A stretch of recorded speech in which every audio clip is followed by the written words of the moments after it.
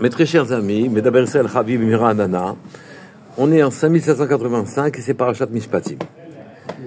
Dans cette paracha, il y a un pasuk que tout le monde connaît.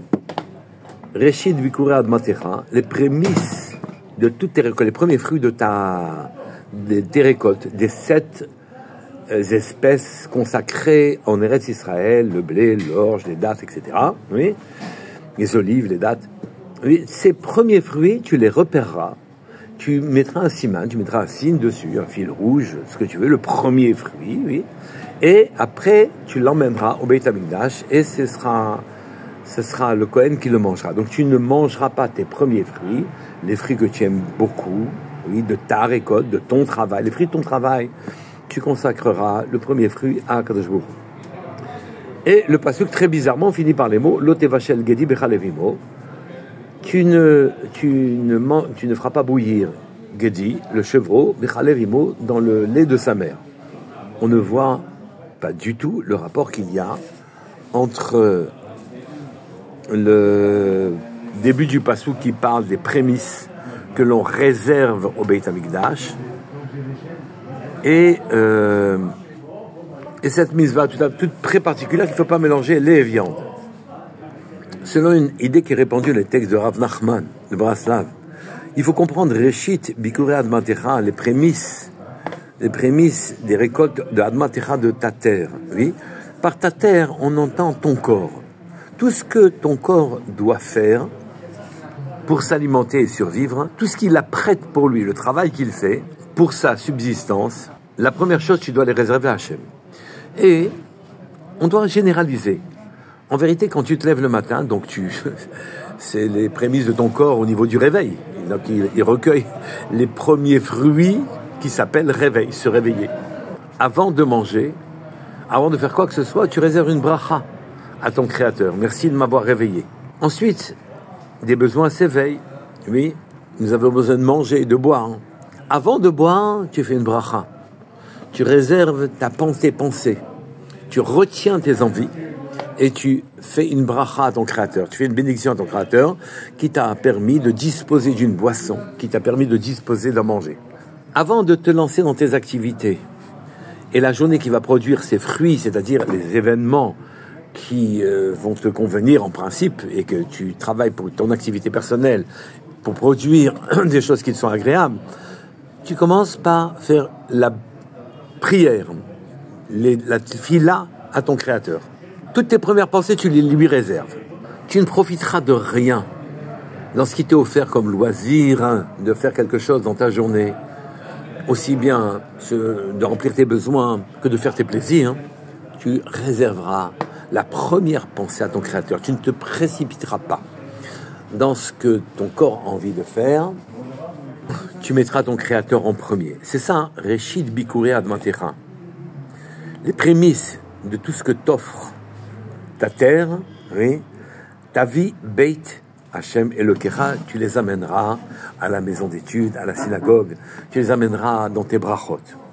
Alors on peut comprendre la fin du pasuk. Lo tevashel gedi bechalevimo. Tu ne feras pas bouillir le chevreau dans le lait de sa mère. On vient encore appuyer l'ardente nécessité de réserver toutes nos premières pensées à son Créateur. Le chevreau, c'est ton bétail, c'est ta richesse.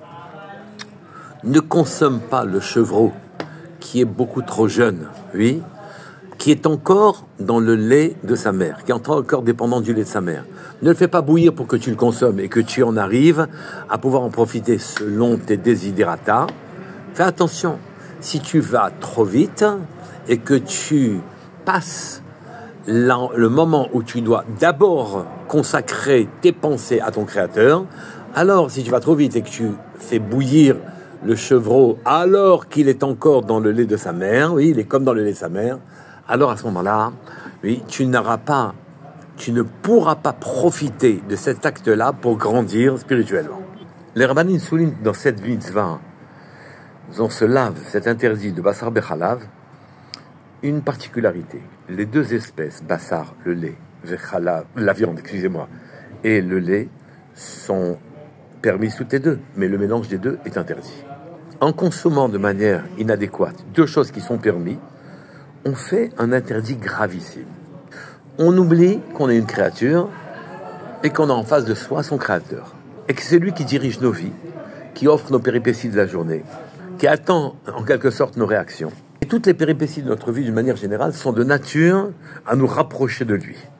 Toute précipitation pour dévorer sa vie à pleines dents, oui, se pose un problème gravissime à l'humain.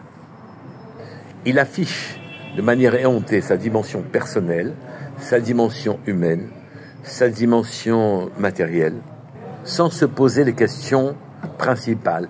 D'où il vient et où il va. Et qui il est.